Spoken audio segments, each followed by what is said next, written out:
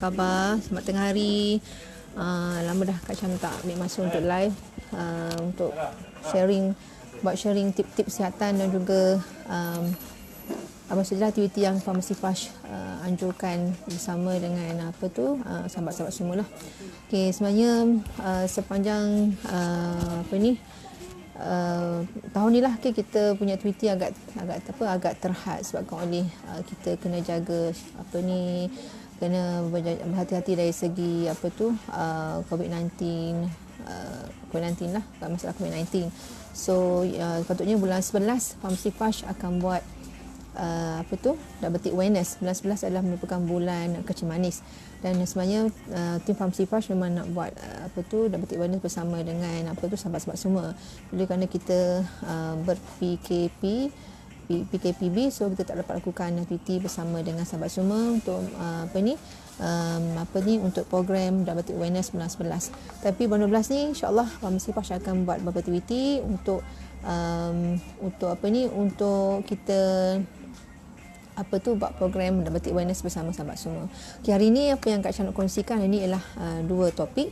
Yang pertama ialah tip-tip kesihatan semasa musim hujan, dan juga yang keduanya adalah berkenaan dengan program special bulan Disember.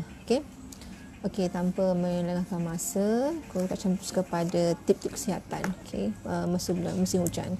So sepanjang musim hujan ni, apa yang kita biasa tengok kan, masalah kesihatan seperti sesama, batuk, flu, demam, dan mungkin siapa yang ada masalah asma, sama ada anak kita ataupun keluarga kita, maka musim hujan ni maka keraplah mereka akan dapat serangan asma, mungkin sebab cuaca sejuk, dan juga faktor lain lah, faktor debu, faktor makanan, yang mungkin kita tak kurang mengambil perhatian.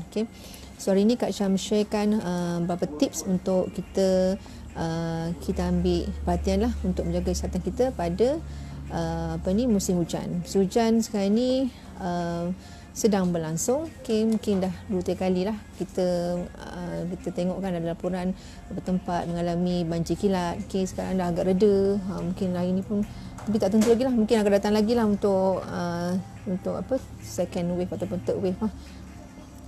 So harapnya kita semua selamat lah dan menjaga kesihatan supaya kita tak dapat jangkitan-jangkitan seperti yang Kak Syah sebut tadi lah.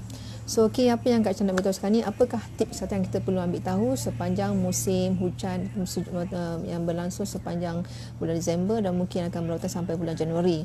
Yang pertama ialah kita mesti tingkatkan sistem pertahanan badan kita. Di Pharmacy Flash ni, Kak Syam sentiasa menggalakkan semua sahabat-sahabat sini yang datang bertanya tentang suplemen. So musim hujan dalam satu keadaan yang kita kena tingkatkan lagi sistem badan kita, iaitu dengan cara kita mengambil suplemen. Suplemen sama yang sedia ada di Pharmacy Flash, seperti yang paling basic vitamin C lah, vitamin C, multivitamin, ataupun any suplemen yang ada zinc, ataupun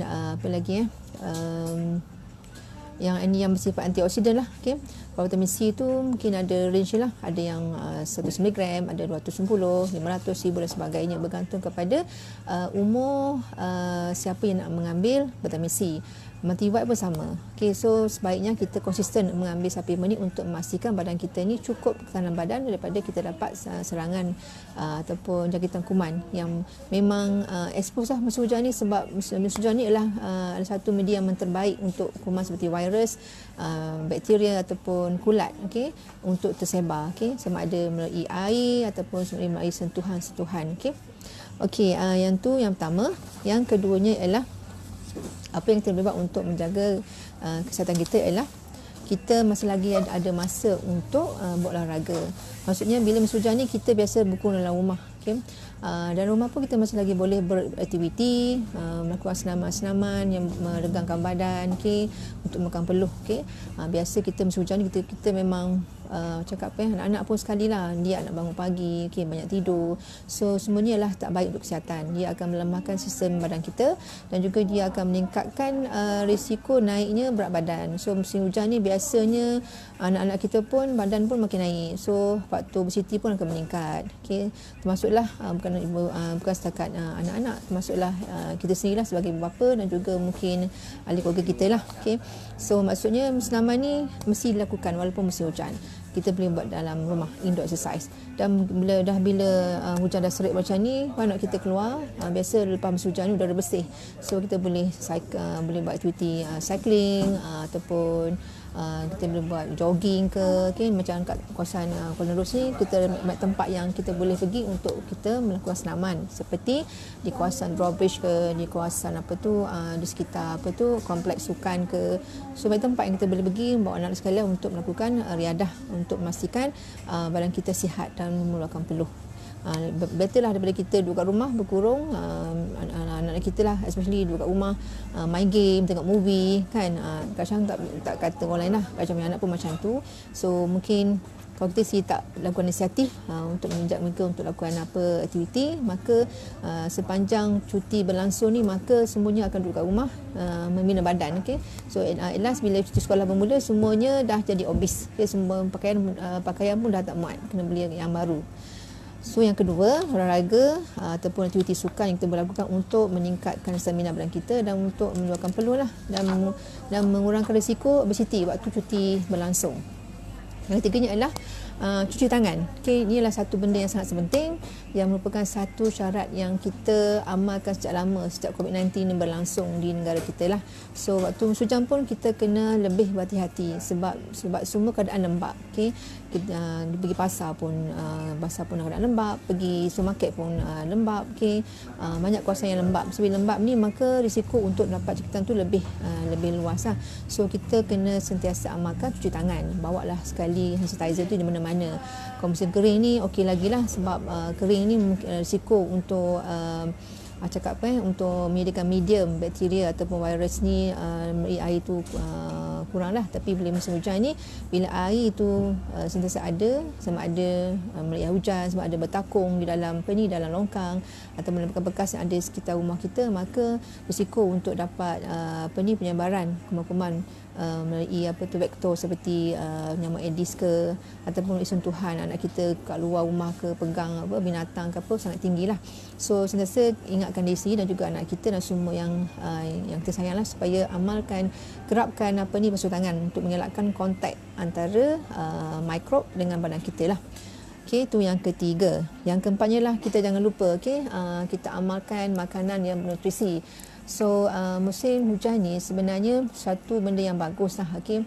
Kadang-kadang tu kita tengok ramai yang kita lah yang berniaga, yang menjual tepi jalan lah, menjual seperti ubi kayu, ubi keledek. So inilah cakap makanan bermusim. Kita jangan lupa bila kita beli makanan macam ni, kita kena tingkatkan kebersihan, basuh elok-elok, masak elok-elok supaya apa yang kita makan tu bersih daripada kuman-kuman yang mungkin ada di dalam makanan tersebut. Itu juga kalau kita berhajat untuk makan di luar, di warung-warung, mungkinlah waktu-waktu seperti jangkitan kuman ni mungkin boleh berlaku. So pastikan kita nak makan sekalipun, makan tempat warung-warung yang bersih, dan kalau boleh elakkan banyakkan makan di rumah, supaya kita boleh pastikan makanan yang kita makan untuk kita sendiri dan juga untuk keluarga kita lah makanan yang bersih daripada pencemaran kuman seperti virus ataupun bakteria. Yang lainnya ialah untuk meningkatkan lagi daya ketahanan kita, daya ketahanan badan kita, kita pastikan kita mengamalkan makanan yang bernutrisi, yang seimbang. Okay? Biasa kat rumah ni bila musim-musim sekolah ni, biasa anak ni suka makan benda yang bersifat cepat ataupun fast food. Makan Maggi, makan makanan bergoreng seperti ayam goreng, benda yang dah ready pack kan, just goreng je. So ni tak bagus lah. So kita kena luangkan masa lah untuk menyediakan masakan yang fresh daripada kita makan makanan yang frozen dan goreng saja. Sebab kalau sebulan tu asyik makan benda goreng saja, benda frozen saja, what happen hujung bulan 12 ataupun awal bulan 1, anak kita memang dah jadi obes. Ibu kita sendiri pun akan jadi obes. Okay? So obes adalah satu faktor yang sangat-sangat tak baik. Bila Kak Syarah nak relatekan kepada kempen kita bulan 12 ni, antara faktor risiko yang boleh membawa kepada diabetes adalah faktor obesiti ataupun kegemukan. So untuk bulan 12 ni kita akan berikan fokus kepada diabetes awareness, okay, yang patut kita buat pada bulan 11. Okey, so Kak Syam habis tentang tip-tip kesihatan masa bulan musim hujan.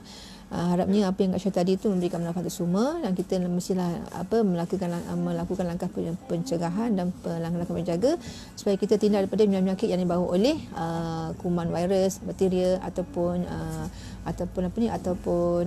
nyamuk Aedes kan. Biasa kan bila hujan ni kan banyak tempat yang bertakung, so kita bersih kawasan rumah kita. Kita pastikan tiada tempat yang bertakung, okey. Ada masa kita boleh buat pembersihan. Macam di farmasi pun kita ada satu item yang dinamakan ebek, yang tu memang kita boleh gunakan untuk mencuci mencuci longkang atau tempat yang bersiko untuk berlakunya penyakit nyamuk Aedes. Memang tempat berlakunya air bertakung dan nyamuk akan biak. Nyamuk ni sebenarnya membiak dalam masa 8 hingga 12 hari. Bayangkanlah kalau hari ni hujan, tak hujan kan. Jadi banyak tempat yang bertakung. Kalau kita tak terus melakukan pencegahan, maknanya lepas musim hujan tu ataupun 2 hari tak hujan kan, kita terus buat langkah pencegahan, cuci longkang rumah kita, pastikan tak tempat yang bertakung, dan terus kita pastikan mana-mana tempat yang basah tu kita clearkan, kita mop rumah kita, kita sidaikan kita keringkan mana yang lembab, okey. Dan pastikan kan pakaian tu yang kita pakai pakaian kering, kerana musim hujan ni biasanya tak elak-elaklah kita akan mungkin terdedah pada pakaian yang lembab. Kerana yang lembab ni tak bagus, sebab biasanya akan berlakunya mudahkan berlakunya infeksi daripada kulat. So maknanya kulat pun one of the microbe yang akan memberikan jangkitan kulit pada kita lah, di samping virus, bakteria dan juga bakter-bakter lain yang boleh membawa virus melalui gigitan nyamuk.